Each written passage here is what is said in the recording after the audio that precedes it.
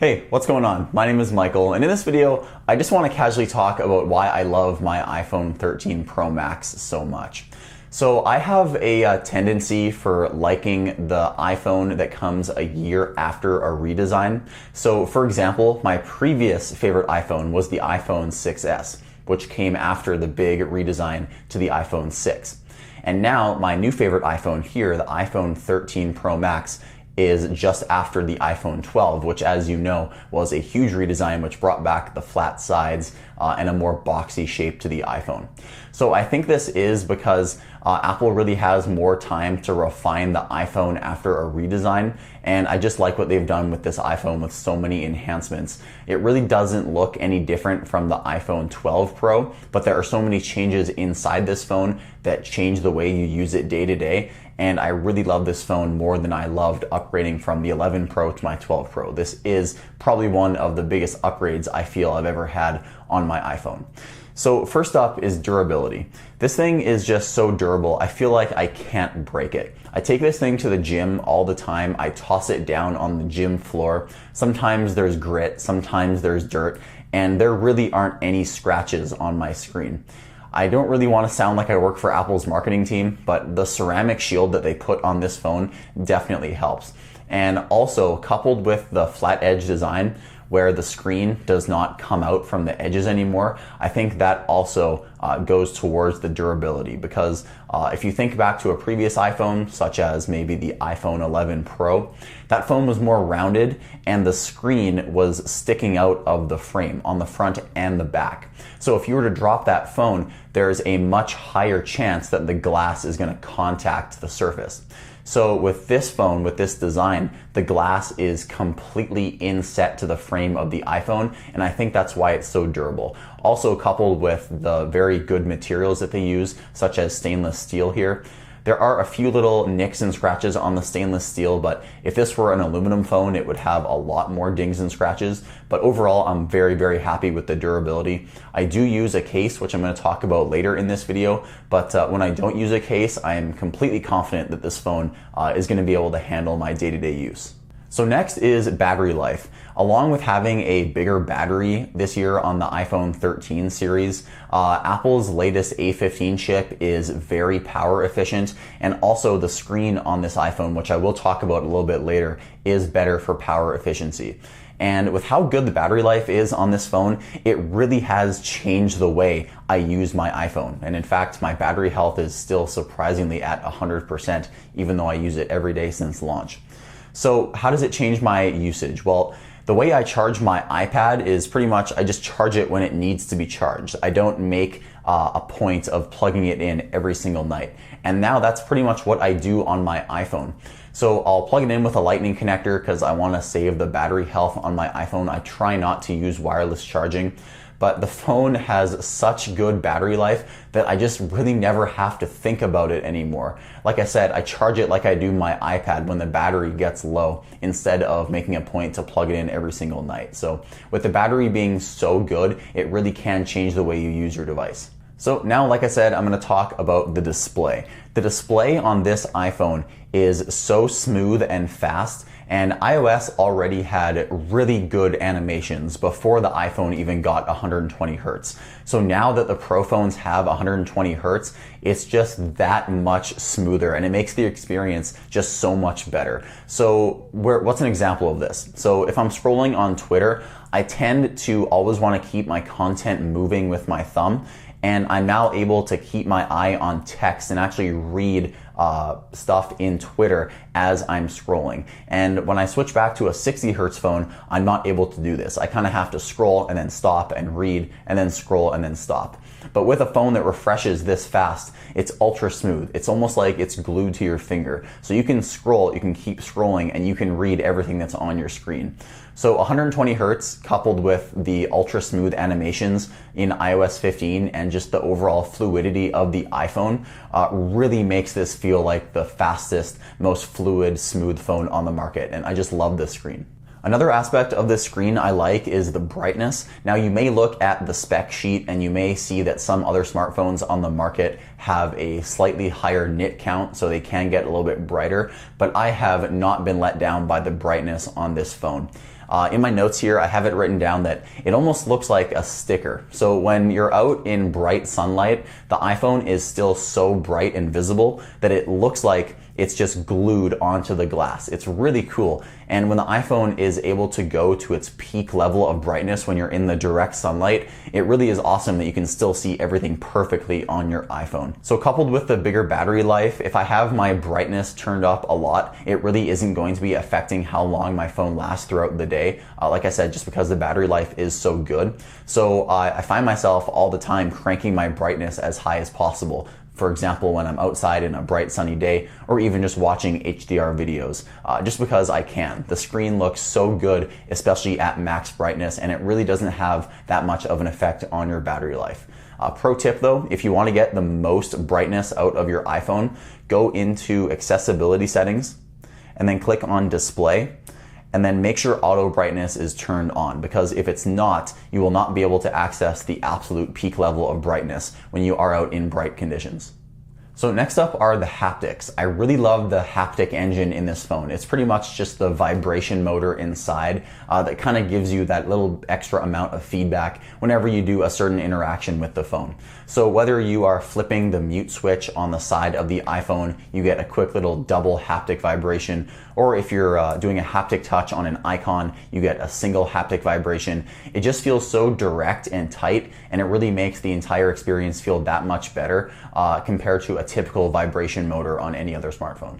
So here's another thing I love about the iPhone. Because it's the iPhone, you get so many accessory options, and these are my two cases that I use pretty much on a daily basis if I choose to have extra protection on my phone, as half the time I usually rock my phone without a case. So if I'm not going to the gym and I just want some general protection, I'll use the genuine Apple leather case. This is the Alpine green or the forest green color. This came out when the iPhone came out, and I feel like it's even more in style now because of the latest green iPhones that just came out. So that's kind of a win for me. I like using this dark green leather. It's really nice, and I've been using it quite a bit and it still looks brand new, so that's nice. And I also like how you have a little bit of protection around the camera here, and the buttons are also metal, so you get a really nice clicky feel on the buttons. However, when I'm at the gym, I want to use a bit more of a durable case, something that's a bit more visible and has a little bit more protection and maybe a little bit more bulky also. So this is an Urban Armor gear. I believe it's called the Plasma, maybe called the Monarch, but I will have links, by the way, to both of these cases in the description. And I'm also going to have links to various iPhone versions of these cases in case these interest you and you want to check them out. Click the links in the description. So this is the Urban Armor gear. I do think it's called the Plasma. I really like it because the corners are super bulky, but the case itself really isn't that heavy. I like this yellow color because before I go to the gym, I usually toss my phone into my gym bag, and this yellow color is very easy to see. When I throw this thing down on the floor in the gym just before I'm about to do a set, these corners are so bouncy. My phone once almost jumped, I think, 3 feet in the air. So while I don't recommend tossing your phone on the floor, if you have a durable case like this one from Urban Armor gear, which I would highly recommend, it's definitely going to get protected. And you also do get a pretty good lip protecting the screen when it is on your phone as well. So once again, if you're interested in any of these cases, I will have them linked below. And again, I will also have links for other iPhone models of these exact same cases. So make sure to click the links in the description. Okay, the next reason I love the iPhone 13 Pro Max, the LiDAR scanner. Really? The LiDAR scanner? Why do I like this black dot so much? Well, it really comes in handy. If you open the Measure app on your iPhone, which I bet some of you didn't even know that app existed on your iPhone. It's called Measure. You can search for it. And it's really useful, especially if you have one of the later iPhone Pro models, the iPhone 12 Pro or the iPhone 13 Pro. So it uses, I believe, time-of-flight technology, and it shoots out little lasers from the back of this little sensor here, and it allows you to get measurements. So why is this useful? Well, I was trying to move my bed frame out of my room the other day, and I had to know if my bed frame was gonna fit through my door frame. So I took out my iPhone and I remembered I had this LiDAR scanner, and I scanned the length of my bed frame. I believe it came in at 6'3", and I scanned my door frame and it was 6'8". So using this LiDAR scanner, I knew that my bed frame was gonna fit through my door without needing to go downstairs and get a tape measure. So it's various use cases like this that really make it feel handy. And also, if you open the Measure app and you just point it at someone and their feet all the way to their head are completely in frame, it can give you their height, which is a pretty cool tech demo. So make sure to check out the Measure app on your iPhone if your iPhone has the LiDAR scanner. It is pretty fun to mess around with. So sticking with the camera housing here, I also love the 3x camera on the iPhone 13 Pro. It seems like Apple was gradually stepping up their focal length every single year with the iPhone Pro series. So the iPhone 12 Pro had a 2x lens, which really didn't give you much. The iPhone 12 Pro Max had a 2.5x lens, but now on the iPhone 13 Pro, this 3x lens I think is perfect for portrait shots. So not portrait mode with that fake blur in the background. I find that can sometimes be a little bit imperfect. But portraits, if you just switch to the 3x lens and you take a photo of somebody or just a landscape shot, it really is a better point of view than just the normal wide camera. And the optics are improved on this 3x lens now, so I definitely recommend using it. I'll pop up some images on screen here that I've taken with this 3x lens. This probably is the most used lens on my iPhone. I just love using the 77mm focal length. In regards to the main lens, it's a very good lens. It's excellent in low light. This is probably the best lens you can use if you're shooting in low light. One particular thing I like about this lens is when I'm recording video at night, if I switch down to 24 frames per second in 4K, that is probably some of the sharpest video I've ever seen come out of a smartphone. It's different if you're recording 4K 60 frames per second because the iPhone just isn't able to capture as much light. But if you're able to record 4K 24 frames per second, it's gonna be a little bit less smooth, but you are gonna get a much sharper video. So the normal wide lens on this iPhone has a very wide open aperture. It lets in a ton of light, and low light photos and low light video, especially at 24 frames per second, are going to be amazing. The results you're gonna get are gonna blow you away. And also, since I'm gushing over all these cameras, I can't leave out the ultra wide. So the ultra wide is improved this year. I still find there's a little bit of grain in the shots I take in nighttime, but I do like how the ultra wide now has autofocus. So I take a lot of macro mode photos with the ultra wide camera, and it pretty much turns your iPhone into having a quad camera system. So you have the 3x zoom, you have the main wide camera, you have the ultra wide, and you also pretty much have a macro camera built into the ultra wide. So on your screen, you're seeing some of the photos I've taken in macro mode. Overall, the entire camera system on the iPhone 13 Pro just blows me away. It's the best camera I have ever used, and it's always in my pocket, which is the best thing. Okay, I have a few more tidbits here at the end on why I love this phone so much. So Apple moved the earpiece speaker right up against the frame. Side note, this is hinting at the iPhone 14 Pro getting rid of the notch because they're getting the earpiece speaker out of the way. One of my biggest complaints with previous iPhones, the iPhone 10 and up, the earpiece speaker was right in the middle of the notch, and it just kind of made it look obtrusive, and also it wasn't very durable. I remember going into the Apple store maybe 3 or 4 times because so much dust got in my earpiece speaker on those phones, and I just couldn't hear anything out of the earpiece speaker anymore. And it wasn't like my pockets are extra dusty or anything because I haven't changed my clothes, and switching now to this phone, the earpiece has absolutely no dust in it. It's perfect. So I don't know if they changed the mesh that they use in the earpiece speaker or what, but just the different placement now on the frame is so much better, and it makes it easier for phone calls also, as it's easier to find when you're placing it up against your ear. So I just love the placement of this new speaker, and it also sounds good when you're listening to music and playing videos in landscape mode. All right, next up, cellular connection. So 5G. 5G is the best. Okay, I'm just kidding.